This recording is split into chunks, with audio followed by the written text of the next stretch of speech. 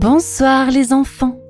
L'histoire de ce soir s'intitule Gustave, le petit lion qui rougissait.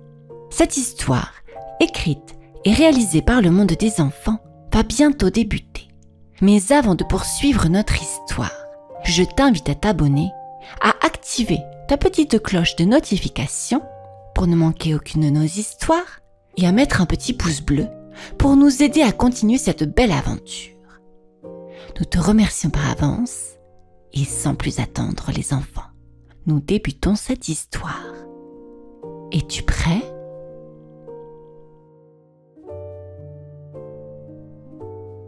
Dans une savane dorée par le soleil du matin, une petite école se dressait entre deux baobabs. C'était une école pas comme les autres, où les élèves avaient des pattes, des plumes ou des griffes. Ce jour-là, un nouveau venait d'arriver. Gustave, un petit lion au regard timide et à la crinière en bataille. Il marchait doucement vers la classe, les oreilles baissées et le cœur qui tambourinait comme un tambourin de pluie. Autour de lui, les autres animaux le regardaient, chuchotaient, riaient parfois.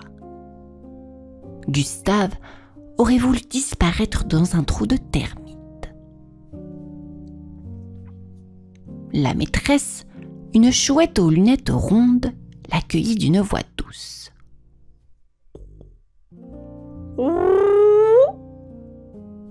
Bienvenue, Gustave. Viens te présenter à la classe. Gustave ouvrit la bouche, mais aucun son ne sortit. Juste un étouffé. Ses joues devinrent rouges comme les pétales d'un hibiscus. Il s'appelle Gustave, murmura la maîtresse avec un sourire. Il vient de la plaine des hautes herbages. Il aime dessiner et rêver. Un zèbre à rayures fines chuchota. Il est muet ou quoi? Gustave entendit. Ses oreilles chauffèrent. Ses pattes tremblèrent. Il baissa les yeux et s'assit en silence. La journée passa lentement. Gustave ne leva pas la patte une seule fois. Il avait des réponses pourtant, des idées plein la tête. Mais dès qu'il sentait les regards tournés vers lui, il se figeait, comme si son cœur se nouait dans un lasso invisible. À la récré, il s'assit sous un acacia. Une gazelle s'approcha doucement. Moi, c'est Luna. Tu veux jouer? Gustave rougit. Il hocha la tête sans parler. Il ne savait pas encore que ce simple oui, silencieux, allait changer bien des choses. Le lendemain matin, le ciel était encore teinté de rose quand Gustave arriva à l'école. Il avait passé la nuit à se retourner dans son lit de feuilles, le ventre noué. Dans sa tête, les mots tournaient, se bousculaient. Mais sa bouche, elle, restait fermée comme une huître trop timide. En classe, les pupitres étaient faits de troncs creusés et les tableaux d'ardoises suspendus aux branches. Les élèves s'installaient en piaillant, rugissant ou hennissant, sauf Gustave, qui se glissait en silence à sa place, près de Luna. « Bonjour, Gustave !» souffla-t-elle avec douceur. Il sourit un peu, sans répondre, mais son cœur se réchauffa. Aujourd'hui, dit dit la maîtresse en tapant doucement de l'aile. Nous allons réciter chacun une petite comptine. Le but, c'est de s'amuser, pas d'être parfait. Un frisson parcourut Gustave des moustaches jusqu'au bas de la queue. Les uns après les autres, les animaux se levèrent. Un crocodile récita avec trop de bave. Un flamant rose le bec en l'air. Et même Luna, qui chantonna timidement, mais joliment. Puis vint le tour de Gustave. Le silence tomba comme une pierre. Il se leva, ouvrit la bouche. Rien. Pas un mot. Son souffle se coinça. Ses pattes devinrent molles. Il rougit. Encore. Rouge, comme un coucher de soleil pressé. Dans le fond de la classe, un singe fit un petit bruit moqueur.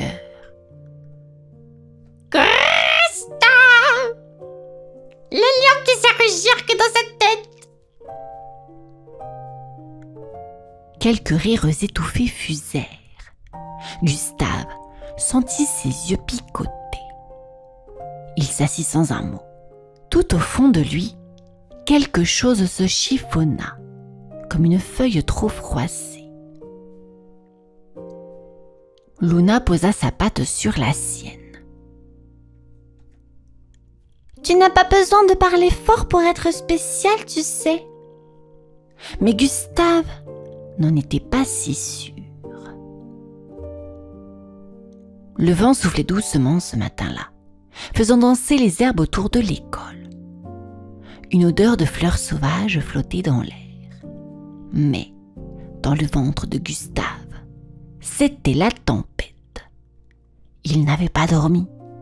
Les moqueries du singe résonnaient encore comme des tambours dans sa tête. Même si elle lui avait prêté son crayon en forme de girafe, il avait l'impression d'être invisible. « Mes chers élèves !» annonça la maîtresse chouette d'un ton joyeux. « Cette semaine, nous allons préparer une pièce de théâtre pour la grande fête de la savane. » Un murmure d'excitation parcourut la classe. « Chaque élève aura un rôle, grand ou petit, mais essentiel, » déclara-t-elle en clignant de ses grands yeux dorés. « Et vous pourrez même créer votre propre décor. » Gustave sentit son cœur bondir. Théâtre, jouer, devant tout le monde. Il sentit une goutte de sueur perler sous sa crinière. « Moi, je veux bien faire un chevalier !» s'exclama le zèbre. « Et moi, une fée étoile !» cria la tortue. Gustave, lui, ne disait rien. Il rêvait d'être une brindille ou une pierre.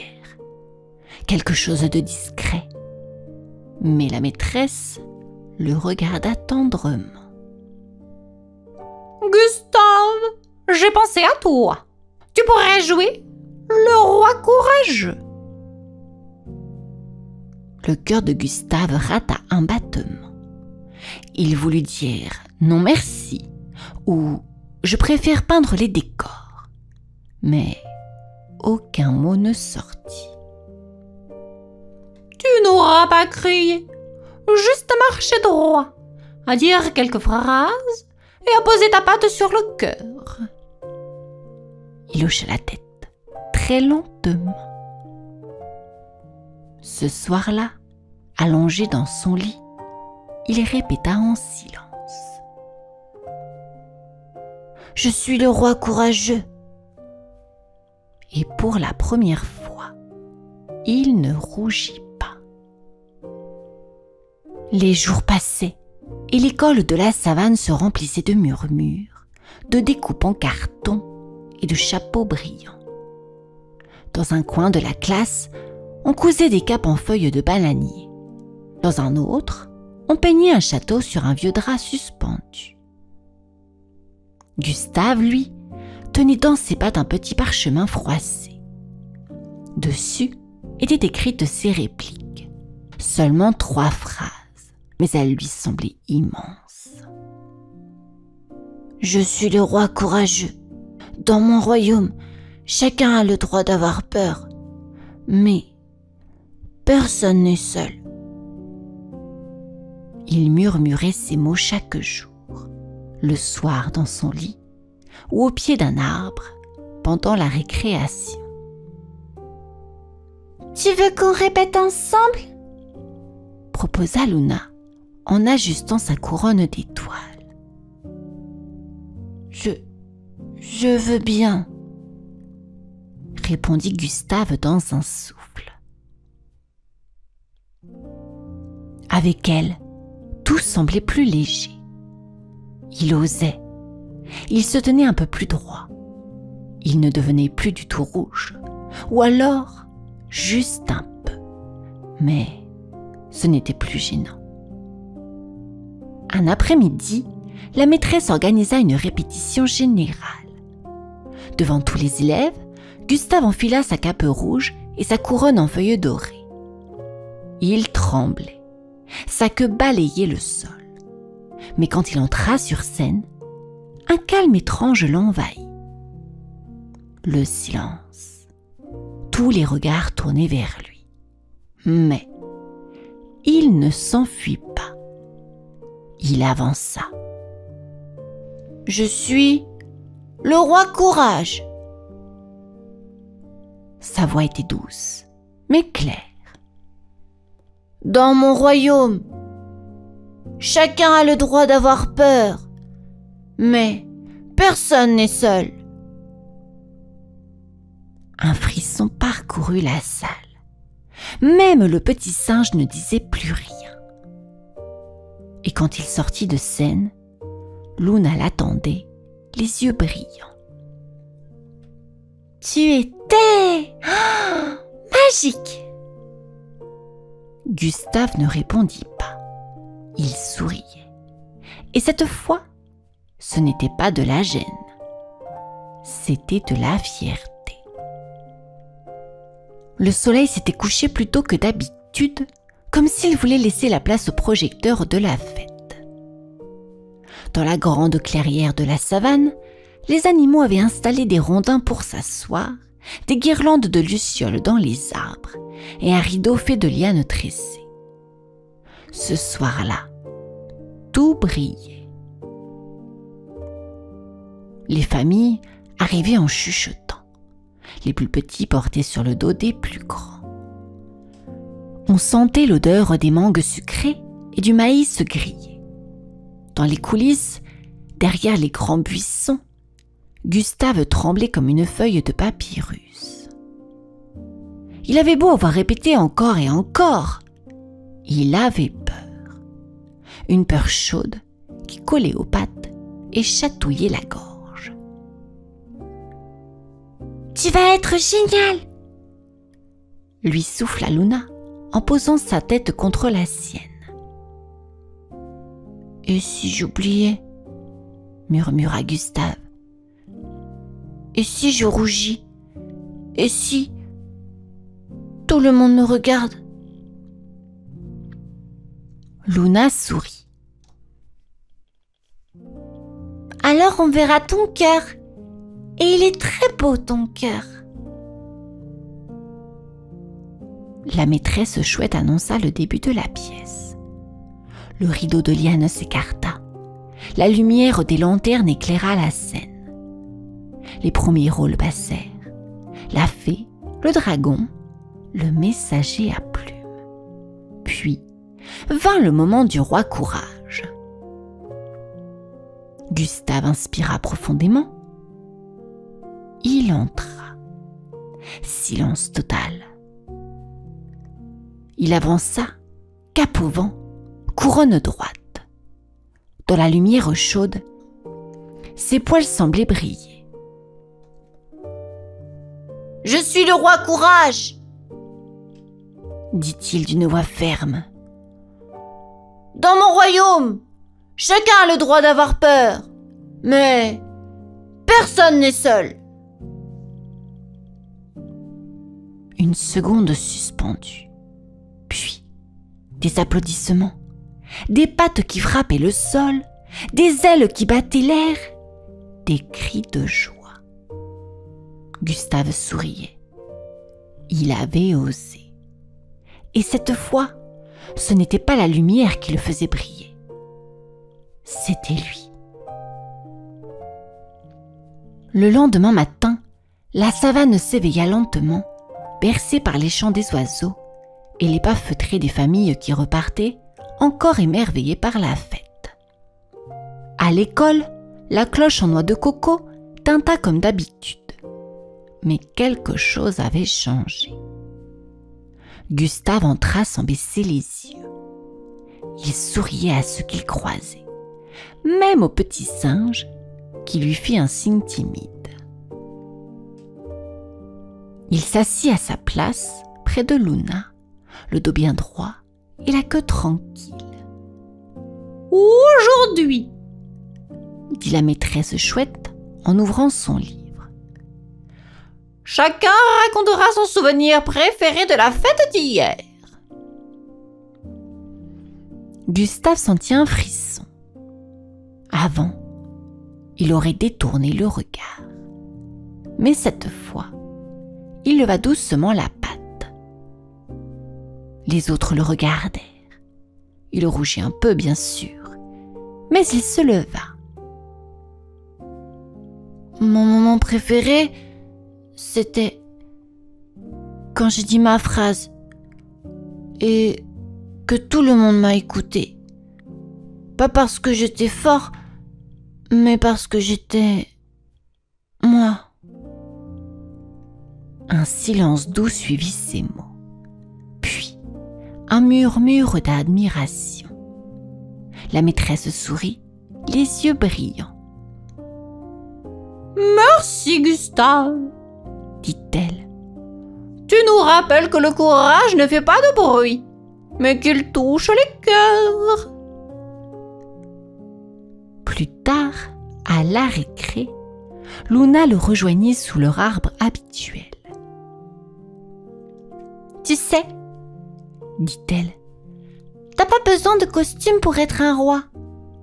Tu l'es déjà. »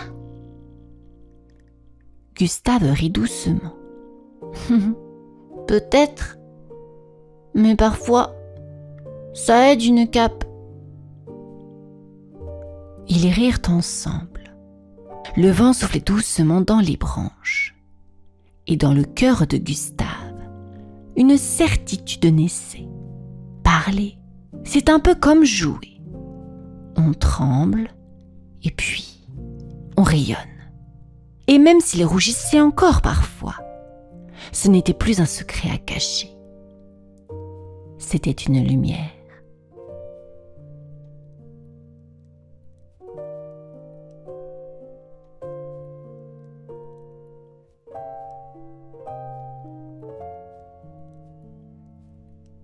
Fin de notre histoire, les enfants.